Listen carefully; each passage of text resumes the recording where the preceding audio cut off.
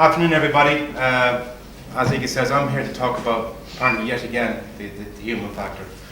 And I'm called layer 8, and it's the nut between the keyboard and the screen. Basically, the thing that goes wrong most of the time in our lives and causes our problems. And if you look at the screen here, we have a lot of nice logos. But if you think about what those logos, they've all been in the press in the past 12 to 18 months. They've all been hacked.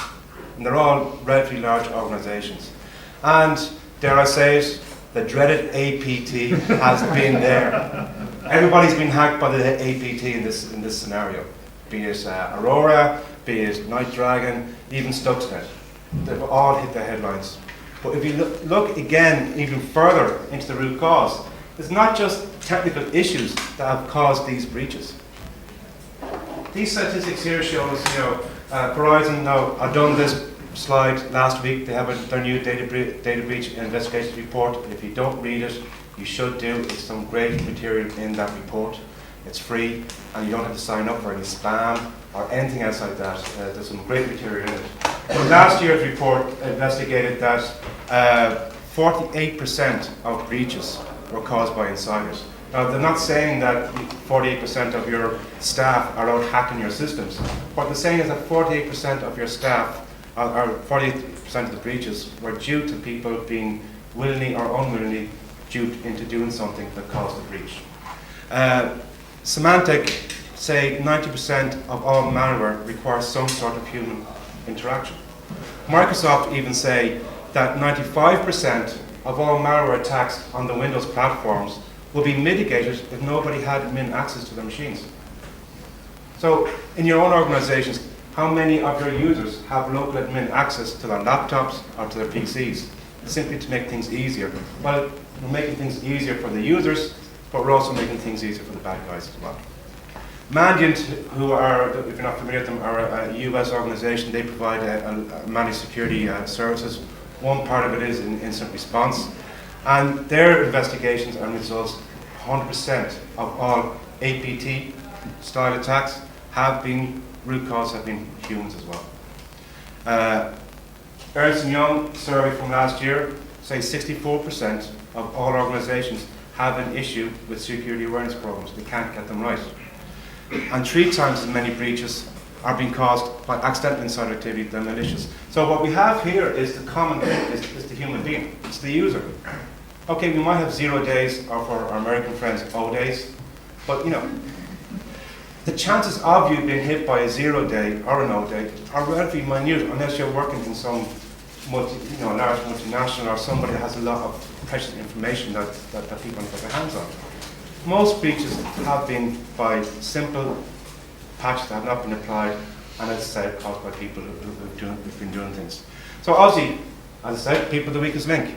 And why are they the weakest link? Is it because your fellow workers are stupid? Are they just so dumb they fall for every phishing email that comes in? Or maybe they're just lazy. I couldn't be arsed doing this. Security, it's not my problem. Or they're bloody arrogant. This is my iPad, I'm the boss, you go and get it attached to the network. Or I'm too important to worry about security. That's not my job, that's IT's job. Or it's never going to happen to me. I'm way too intelligent to fall for a scam or click on a link in an email. Don't be ridiculous. Or maybe they just ignore the risks. Yes, I do want to download that piece of software, and I don't care that the certificate is out of date or that it's saying me that this site is unsafe. I'm still going to click on yes. They just try and ignore it, or they just don't care. It's not my PC. It's not my information. It's not my network. It's not my job. I don't care. That's probably the answer we get. But I think mostly people are just too busy. They are focusing on their own day jobs. They're trying to get through what they want to do. They're trying to survive their jobs, trying to survive what's going on. And let's face it, in this environment, surviving is a key thing with the economy the way it is. They've got deadlines to meet. They've got sales figures to get. They've reports to get out. They're just too busy. And if they're working, how many people here work in large organizations? So you all have health and safety awareness training courses, ethics, You know, if you're, you know, if they're accountants, they have to go and do additional professional development courses. If they're solicitors, it's the same thing. So each profession and each area in the company has all these other competing awareness courses that we have to try and go against. So like we've got a lot of things to fight against. And I think a classic example of where awareness is failing is how many people here drive or have driven at least once in their life over the speed limit? How many people here have gone over a solid white line at least once in their driving career? Yeah? Now you don't have to show your hands to this. How many people have driven while having a few beers on you, or a few drinks? Yet we still see all these campaigns and awareness ads on TV, but people still do these things. So people have different drivers and different reasons to do things, and we as professionals and security professionals trying to secure our organizations, we have to try to understand what those drivers are so that we can engage with the users and get them to work on things. Because in security, if you look at where we spend our money, this is from a Gartner report in 2010. Gartner state that, you know, a company with a good, mature information security program, they'd have 10% of their IT budget goes to IT security. Now, of that 10%, a good 37, 38% goes on personnel. That's salaries. That's us. Hey! Should be more. Another good 25% goes in software. So the antivirus software renewal license that we pay all the time. Any software, monitoring software, hardware, firewalls, etc. We all have to pay for that.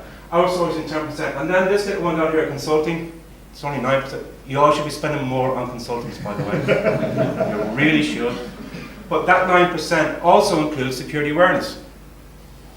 So you've got 9% of 10% of your IT budget, which is probably in itself a minute percentage of the overall organization's budget. So we're fighting a very hard battle here.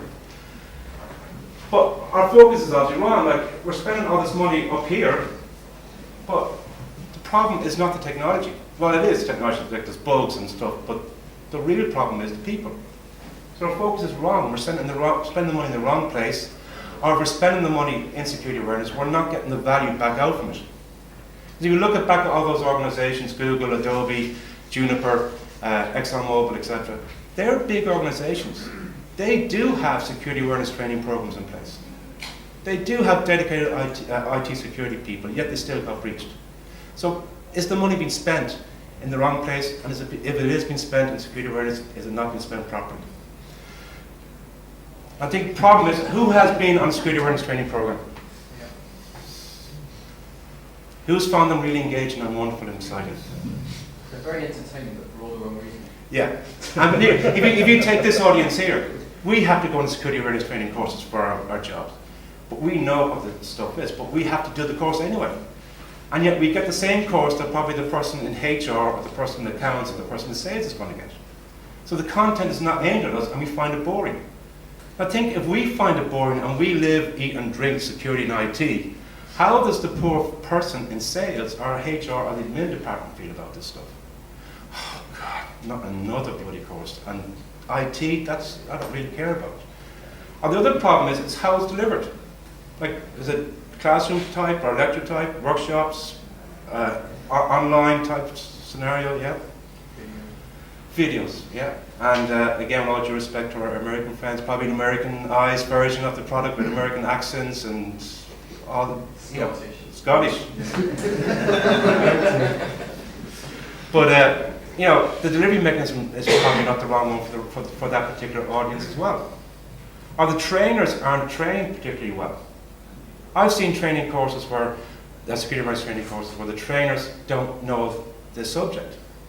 They're trainers, that's what they do. They work in the training department in the organization. They're trained in HR training courses. They're trained to deliver accounting training course. They're trained to deliver the health and safety course. And they're trained to deliver the security awareness training course as well. But they don't know. So when somebody asks a question, they're not being answered properly. Or the reverse of that is you've got us giving the training course. And some of us, while we're very good technically, may not be the best people at talking to users or presenting to users. Some of us some security people are not very good at presenting.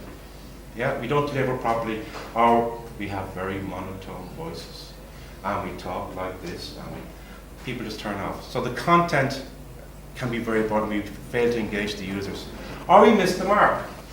So we have issues we want to address, but we don't deliver against them. So the material is not working. Biggest problem I've seen with security awareness courses is that they're a compliance requirement. We must meet PCI. We have to have security awareness. Therefore, let's go and get a security awareness training course in, and let's see what's the cheapest and just get it done. Let's put a tick in the box.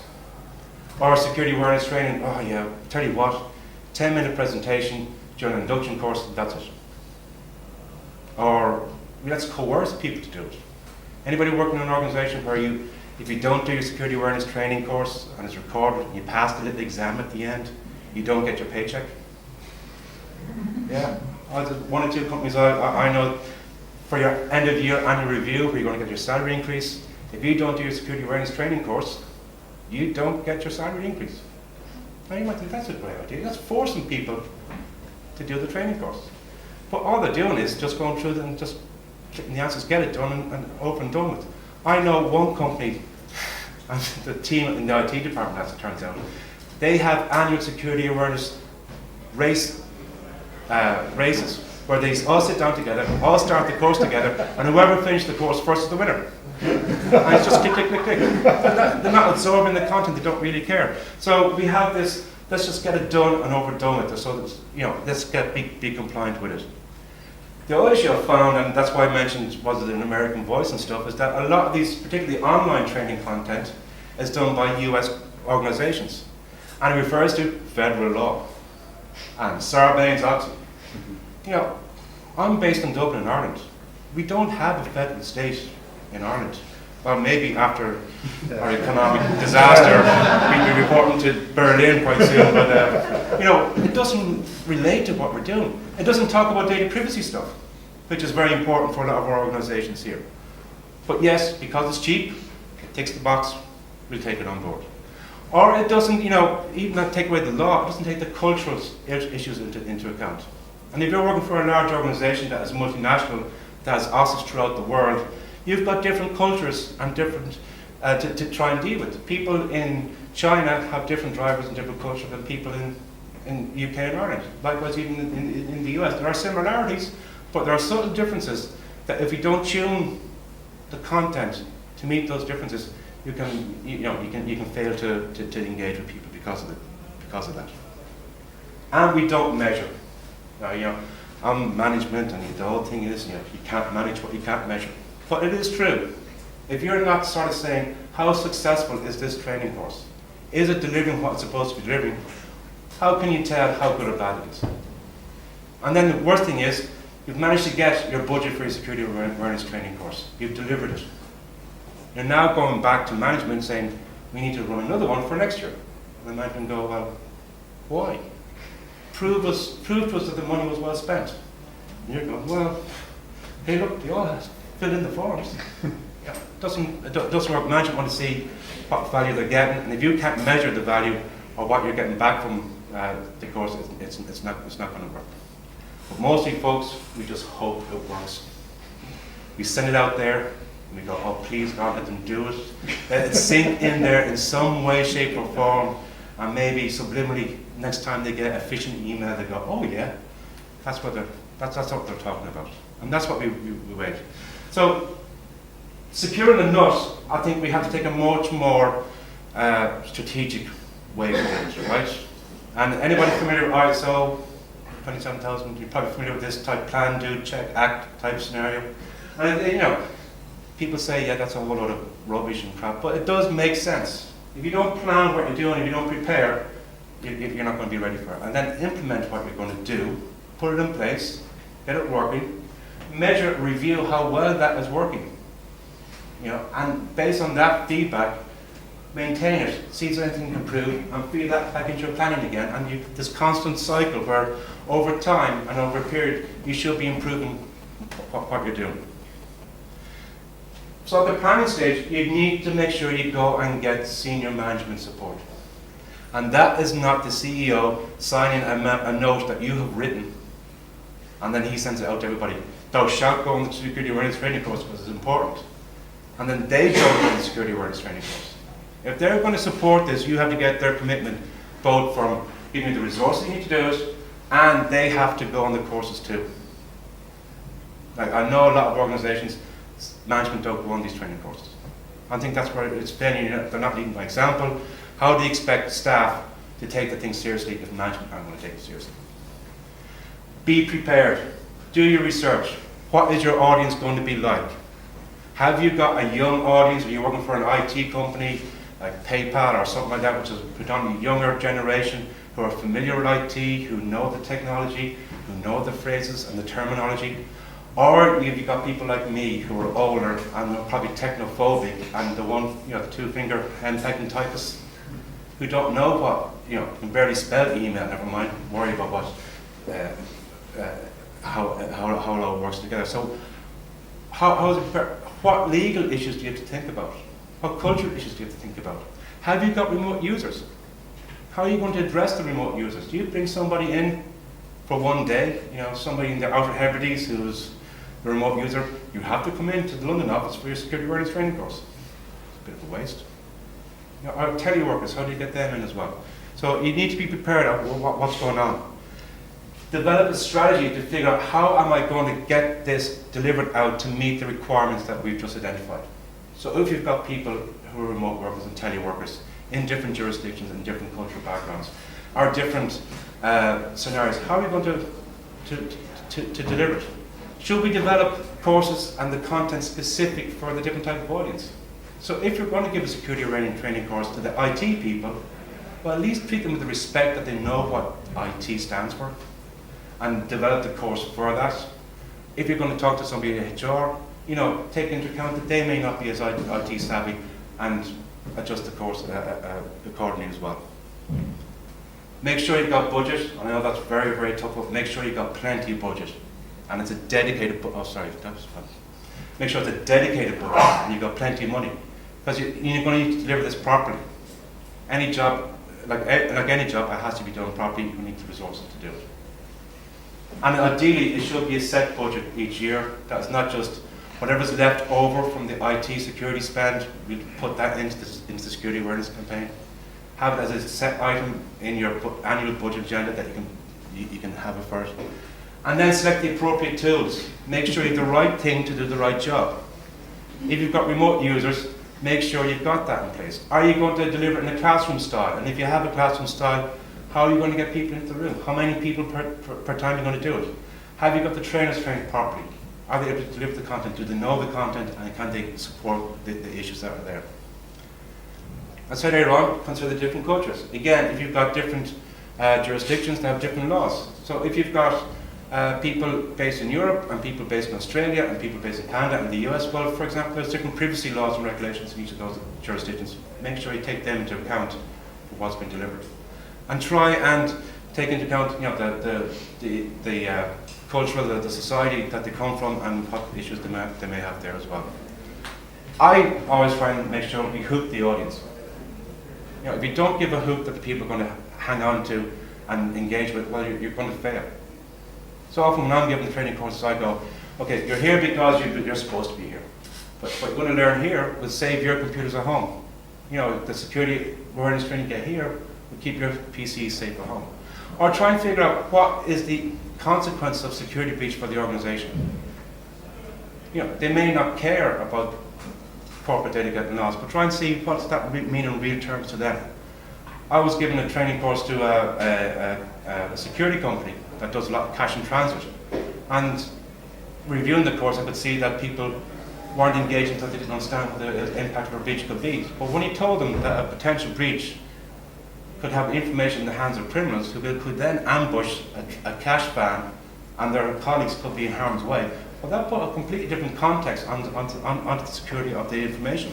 And they're able to understand then this is why it's so important.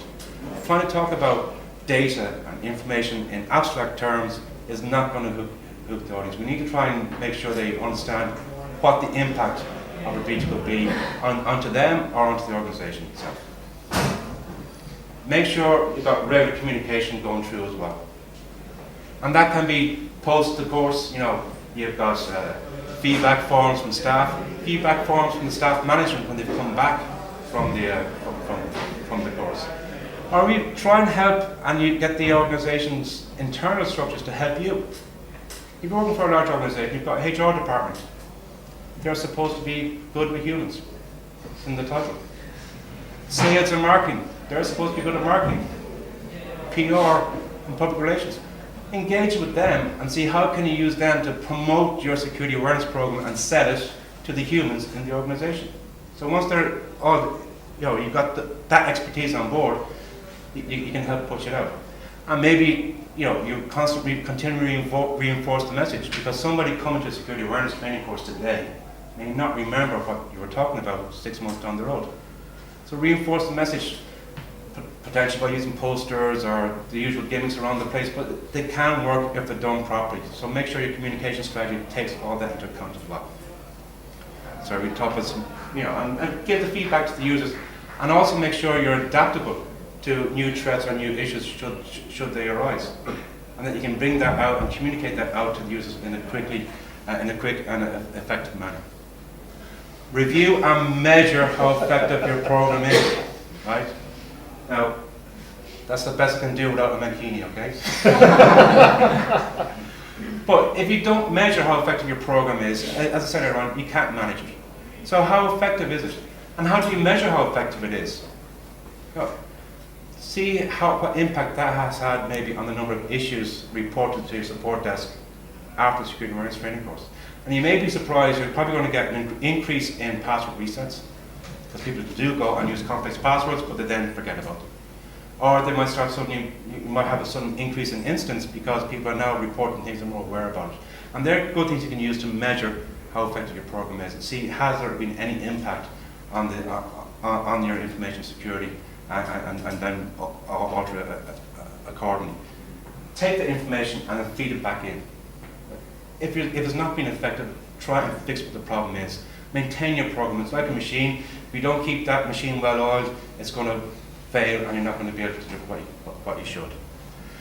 I think the important thing is, coming back to what the beginning of the slide is, remember that more security, you know, more technology doesn't make you more secure. You know, technology can help, but at the end of the day, we need to make sure people are aware and people understand the impact on issues, what they might do. So with that, thank you very much. If anybody wants any questions, I'm happy to take them, or you can contact me.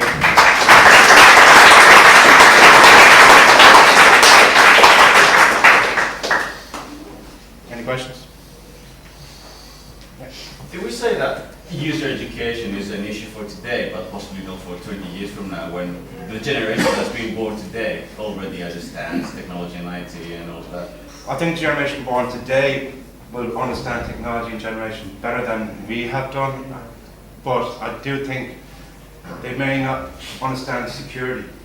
They may understand technology, but not security. And I've seen this in the way, if you look at the way people use Facebook and Twitter, and how much personal information they leak into Facebook and Twitter because, hey, the whole world needs to know about me. That's not necessarily a good thing in the long term. So I think we will always need to make people aware of what the issues are. And I think over the next 20 years, we do need to adjust the content and how we deliver it to make sure that we deal with that. So I don't think we're ever going to get rid of it. There's always been there. Any other questions? Not so much of a question, more refresh what you were saying before. We had when we had IE6 on our network for a long time, we had some applications that only supported in that version. We went to version 8. We had a large number of users phone the help desk and say, I can't go into the site anymore. Why? It's a massive red box on the screen that says the certificate's not valid. And just that particular bit made them all suddenly go, oh, this is wrong. And they said, don't it never happened before. So, well, yeah, it did. You just click yes to the tiny little box that appears at the end of the screen. So making those things more obvious and actually putting it right. And that's a very good point. I think if you look at a lot of, and Microsoft have changed it in the past few versions of a lot of the software they do, but by default, the focus used to be on the yes button for all these questions. So people just hit enter and you know, they don't even read the message. There, so. Yeah, and like, you know, this is a more broader thing, but I do think we need to design our software interfaces much better so that the messages that the user gets are more in their face, for want of a better phrase, and that they're not as easy to, and we use language to understand. Yeah. It's the classic social engineering. You send the SE attack in and with a note explaining that they'll get a warning, and this is how they get around the warning so that they can run the thing. Exactly. No, It's doing what he said it would do. yeah, does what it says in the tin. Yeah. Steve, sorry, to your question. Just with the ease of getting fake certificates and the fact that alert is never a real warning, why is that a useful alert? I mean, when has anyone ever actually stopped being hacked by that alert popping up? Every single time that showed us a fault alert means your dev team is involved to get a certificate right as to that. And how many people actually examine the certificate? Yeah, but every single time, if you're an attacker, you just get a certificate for work, right? Why would you bother with a fake one? Yeah, but Just it's also always a a legitimate site, so we didn't have the certificate for it, but it did actually stop them clicking on it, and they don't understand why should they. So you annoyed the users with no additional security. Hooray! You're done. It was, well, so every clever company was Yeah, providing that. but you know, the infrastructure we built at this time and we're building and training people to do training them to listen to alerts. Okay, well, thank you everybody.